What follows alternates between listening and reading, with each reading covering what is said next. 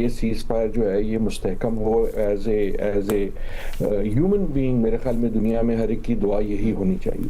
لیکن یہ صاف ظاہر ہے، دو چیزیں ظاہر ہیں. ایک تو یہ بہت بڑا قدم ہے، ایک طرح سے ایک ان ایکسپیکٹڈ قدم بھی ہے، کیونکہ جس قسم کے آپ بیان سن رہے تھے ڈونلڈ ٹرمپ سے، اور پاکستان کے لیے یہ ایک بہت بڑی میرے خیال میں سفارتی کامیابی ہے جس پہ ہم سب کو فخر کرنا چاہیے. اور اس میں تمام جو ہمارے سفارتکار ہیں ہر لیول پہ آئی تھنک ان کو مبارکباد مستحق ہے. لیکن یہ سوچنا کہ کیونکہ اب یہ آنے کی انہوں نے مان لی ہے، اس لیے 10 منٹ میں یا 2 دن میں یا 3 دن میں یہ سارے مسائل حل ہو جائیں گے، ایسا نہیں ہے.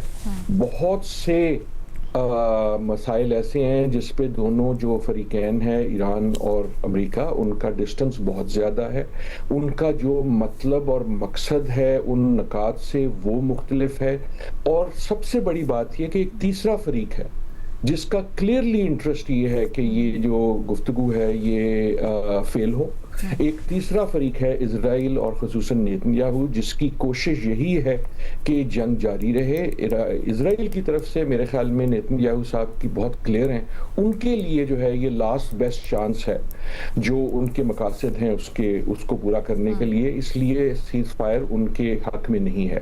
So that is why all of this is difficult. ایک میں اور بات کہہ دوں تو دعا تو یہی ہے کہ all of this works out. لیکن اگر even if it does، اگر فیصلہ بھی ہو جاتا ہے، سیز فائر بھی ہو جاتا ہے، آگے بھی ہو جاتا ہے، تو یہ یاد رہے کہ دنیا کے لیے، ریجن کے لیے اور پاکستان کے لیے کہانی ختم نہیں ہوتی. اچھا، وہ جو کیا شعر ہے کہ ایک اور دریا کا سامنا تھا منیر مجھ کو، میں ایک دریا کے پار اترا تو میں نے دیکھا. جب آپ پار اتریں گے تو جو دریا ہیں اور جو ان میں تقانیاں ہے، چاہے وہ ایران کی اندرونی صورتحال ہو، چاہے وہ مشرق وسطیٰ اور خصوصاً گلف اسٹیٹس، یہ سارا کچھ آپ بھول تو نہیں جائیں گے نا. اس کے بعد جو نئی ڈسپنسیشن ہوگی ان تمام ممالک میں اور ان تمام ممالک کے مابین، وہ جو ہے I think that will be as big as this. لیکن اس وقت جو ہے فوکس گفتگو پہ ہونا چاہیے اینڈ دعائیں ہونی چاہیے. دعا کے علاوہ ہم کر بھی کر سکتے ہیں.